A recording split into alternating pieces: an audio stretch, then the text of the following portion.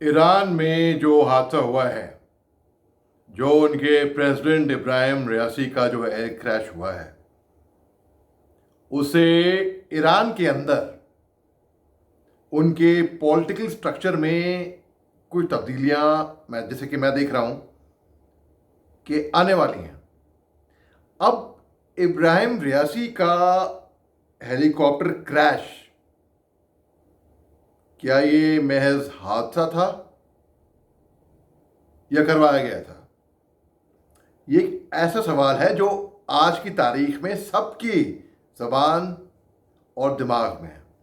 वो अलग बात है, वो इंक्वायरी का विषय है और ये इसकी टिप्पणी ईरान से होएगी फॉर्मली ऑफिशियली, तो हम उस टिप्पणी का इंतजार करेंगे। अब सवाल ये उठता है कि इब्राहिम रईसी जो राष्ट्रपति थे ईरान के, इनकी जगह में कौन आएगा? देखिए, अयातुल्ला अली खुमैनी जो कि सुप्रीमो हैं वहाँ के ईरान के, वो 85 साल के हैं, यानी कि 85 ईयर्स ओल्ड।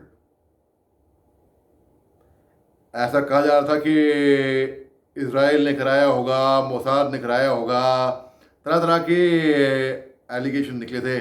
कोई कह रहा था कि खुमैनी साहब के जो बड़े बेटे हैं उन्होंने कराया होगा क्योंकि पावर हंग्री थे। वो अलग बात रही कि किसने कराया, जैसे कि मैंने आपको बताया कि ये एक इंक्वायरी का विषय है। उनके जो उपराष्ट्रपति हैं ईरान के, हो सकता है वो भी आ जाए। उपराष्ट्रपति से राष्ट्रपति बन जाए। हो सकता है खुमैनी साहब, अल्टीमेटली तो खुमैनी साहब ही टिक लगाएंगे। जो भी आएगा खुमैनी साहब से अप्रूवल होकर ही आएगा, बिना उनके अप्रूवल होके नहीं आ सकता। अब सवाल ये उठता है कि कौन आएगा।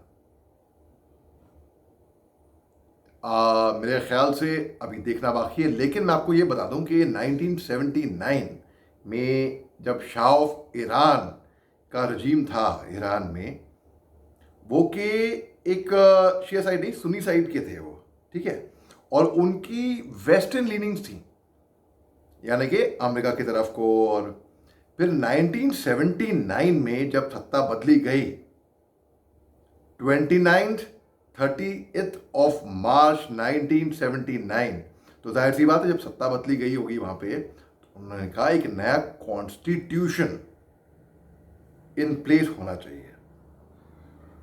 अब 1979 के आखिर में एक नया कॉन्स्टिट्यूशन निकल कर आया, जहां पे अयतुल्ला खुमैनी साहब हेड ऑफ स्टेट कहलाएंगे और जो राष्ट्रपति हैं और जो प्रधानमंत्री हैं वो हेड ऑफ गवर्नमेंट कहलाएंगे।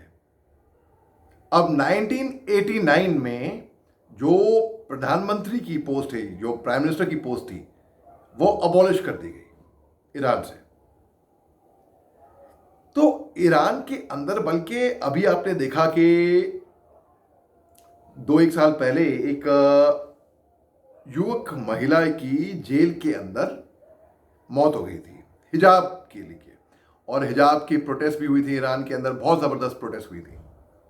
तो और कई लोगों ने जश्न भी मनाया जब इब्राहिम रईसी का एयर क्रैश हुआ, जब उनका इंतकाल हुआ। कई लोगों ने मिठाई बांटी और जश्न भी मनाया, जो कि एंटी इस्टेब्लिशमेंट थे। हालांकि मैं नहीं मानता कि किसी की भी मौत पे, मातम पे मिठाई बांटी जाए और जश्न मनाया जाए। अच्छा, अब सवाल ये उठता है कि हिंदुस्तान के रिश्ते, आप जानते हैं, ईरान से बहुत अच्छे हैं। एक तरफ हमारी दोस्ती है ईरान से और हमारी दोस्ती है इजराइल से भी। एक तरफ हमारी दोस्ती है यूक्रेन से, दूसरी तरफ रूस से भी हमारे अच्छे ताल्लुकात हैं अमेरिका से।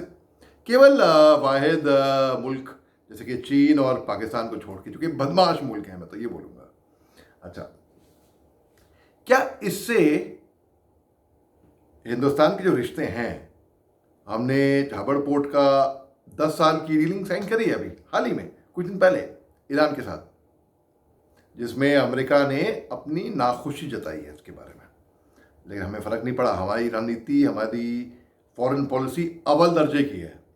हम एक तरफ देखिए, हम रूस से सस्ता तेल भी लेते हैं, हालांकि अमेरिका ने अपनी नाखुशी के हिंट्स जताए थे इसके लिए, लेकिन हमें मालूम था हमें करना क्या है, तो हमको कोई बताएगा नहीं करना क्या है। अच्छा, मगर अभी ये देखना बाकी है, जो भी आए हिंदुस्तान के ताल्लुकात ईरान से, इसमें मुझे दिखता नहीं कि ज़्यादा फ़र्क आएगा, तब्दीली आएगी। हमारे ताल्लुकात फिर भी अच्छे रहेंगे ईरान से, जैसे हमारी फॉरेन पॉलिसी है वो कि एकदम सटीक और एकदम दुरुस्त हमेशा रहेगी।